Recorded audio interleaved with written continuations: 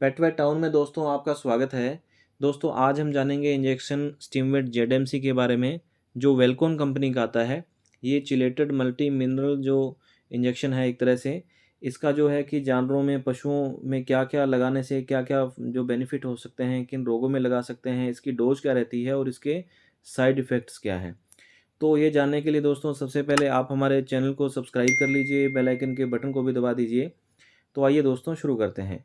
दोस्तों जो स्टीमवेट इंजेक्शन है, इसके अंदर प्रमुख जो सामग्री होती है वो जैसे जिंक है, कॉपर है, मैंगनीज़ है, के अंदर शामिल होता है।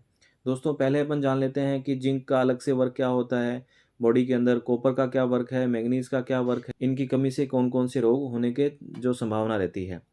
और उसके बाद जानेंगे कि इनका ऑल ओवर क्या अपने इस इंजेक्शन का क्या वर्क रहता है।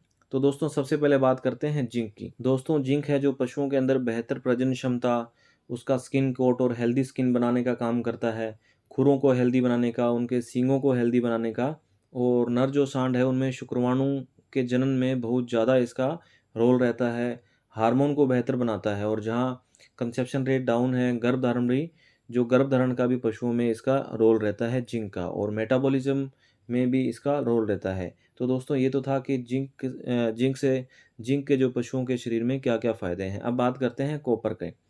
कॉपर क्या है कि दोस्तों आयरन के अवशोषण में सहायक है, तो इसलिए क्या है कि जहाँ जो जानवर एनीमिक हो गया है, एनीमिया की स्थिति जहाँ पैदा होती है, वहाँ पे क्या है कि कॉपर का रोल रहता है। और साथ में क्या है, बालों का झड़ना, अगर जहाँ पे बाल झड़ रहे हैं तो वहाँ पे भी कॉपर का जो रोल रहता है। और बेहतर प्रजनन क्षमता बनाने के लिए कॉपर सहायक है, और जहाँ पे क्या है कि जैर अटकती है, जैर अटकने की संभावना होती है, वहाँ पर भी क्या है कि जो कॉपर का जो रोल रहता है। और जो इम्यूनिटी बूस्ट का काम करता है, अगर जानवर की इम्यूनिटी अच्छी रहेगी तो उससे क्या है कि उसको अन्य रोग भी उसके जो वो जानवर अन्य रोगों के चपेट में नहीं आएगा। साथ में क्या है कि गंभीर स्थिति के अंदर कभी-कभी कॉपर की डेफिशिएंसी होने के कारण जानवरों में दस्त भी लग जाते हैं, और जो बहुत मुश्किल से जो है रुक पाते हैं। तो ये तो था दोस्तों कॉपर का वर्क, भी कॉपर का शरीर में क्या वर्क रहता है, इसकी कमी से क्या होता है। तो दोस्तों अब बात करते हैं मैंगनीज़ की। मैंगनीज़ और मैग्नीशियम में डिफ़रेंस है। मैंगनीज़ की बात करते हैं। मैंगनीज़ का जो प्रमुख जो कार्य है जानवरों के शरीर के अंदर, वो ओवुलेशन का काम करता है, शुक्राणु जनन का काम करता है, और जो जानवरों में है बेहतर प्रजनन क्षमता बनाता है, उसकी हड्डियों का विकास करता है। और जहाँ पे कभी-कभी अपन जो जानवरों में देखते हैं, पशुओं में देखते हैं कि वो हीट के लक्षण शो नहीं करते हैं। एक तरह से साइलेंट हीट रहती है, हीट के लक्षण बिल्कुल शो नहीं होते हैं उनके अंदर, तो वहाँ पे भी इसके अच्छे जो रोल रहते हैं। और साथ में क्या, प्रोटीन व वसा के मेटाबॉलिज्म में भी सहायक है। और दोस्तों मैंगनीज़ क्या है कि नवजात बछड़े हैं, उनकी खराब जो वृद्धि है, या उनके कंकाल में, उनके जो बॉडी स्ट्रक्चर में कंकाल में किसी तरह की विकृति है, और या कि वैसे गायों में अनस्टर से संबंधित, प्रजनन संबंधी कोई समस्या है, तो उनमें क्या है कि मैंगनीज़ का अच्छा रोल रहता है। दोस्तों बात करते हैं ऑल ओवर।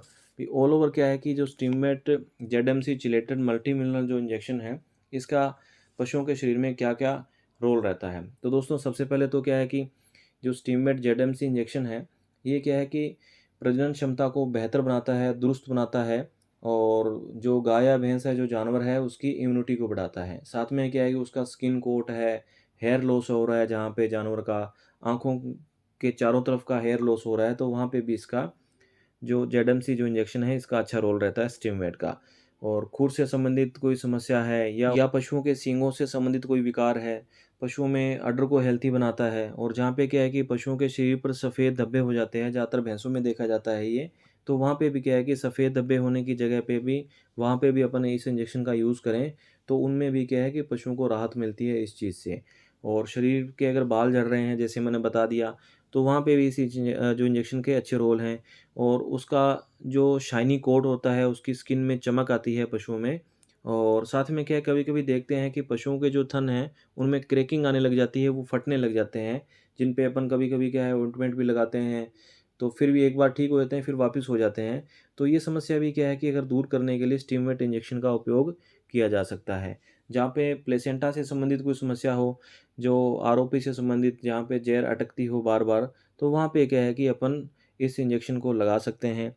और जहाँ पे जैर अटकती है, तो वहाँ तो सिंपल सी बात है कि एंडोमेट्राइटिस के जो चांसेस हो जाते हैं, तो एंडोमेट्राइटिस को भी ये कम करता है, क्योंकि जैर कम अटकेगी तो एंडोमेट्राइटिस भी वहाँ पे कम हो जाएगी।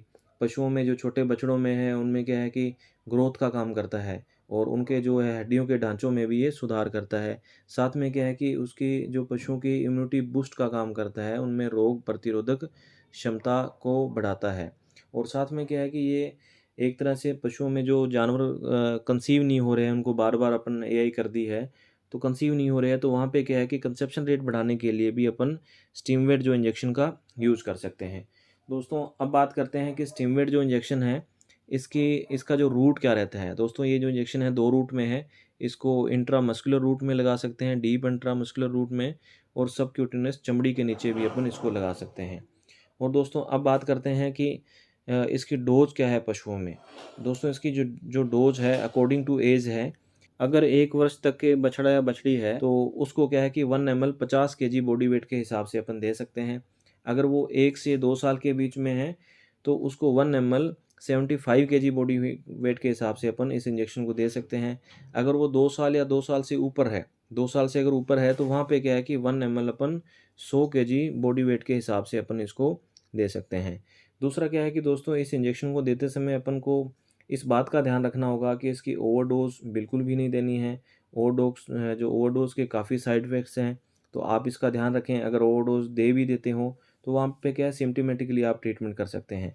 और इस इंजेक्शन को रिपीटेशन की बात आती है कि इसको रिपीट कैसे करना है, कितने दिन बाद करना है। तो इसको क्या है कि अगर अपन सामान्य पशु में यूज़ कर रहे हैं, तो वहाँ पे क्या है कि अपन 3 मंथ बाद अपन इसको रिपीट कर सकते हैं। बरसात का सीज़न हो, तो वहाँ पे अपन इसको 2 मंथ बाद इस इंजेक्शन को रिपीट करते हैं। और कभी-कभी क्या है कि इस इंजेक्शन को लगाने के बाद सूजन आ जाती है, तो वहाँ स्वेलिंग के लिए क्या है कि अपने इंजेक्शन दे सकते हैं या वहाँ पे बर्फ़ का सेक कर सकते हैं ताकि वो सूजन कम हो जाए।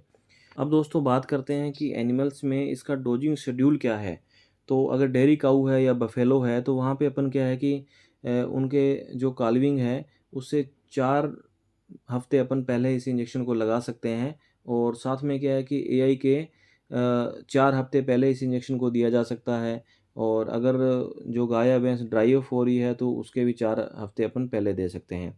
अगर छोटे बछड़ों की बात करें तो वहाँ उनके जन्म पे लगा सकते हैं। फिर अगर वो 3 मंथ के एज हो जाती है तो 3 मंथ की एज पे भी अपन लगा सकते हैं।